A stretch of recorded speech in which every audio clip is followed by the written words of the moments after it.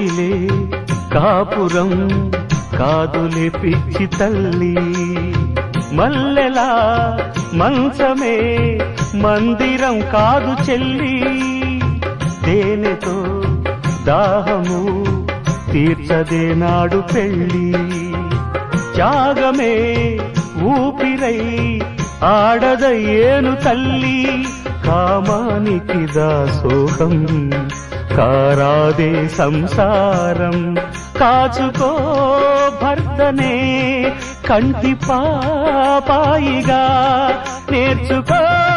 ప్రేమనే సంటి పాపాయిగా మన్నించేది మనసిచ్చేది మగడే సోదరి సంసారం ఒక చదరంగం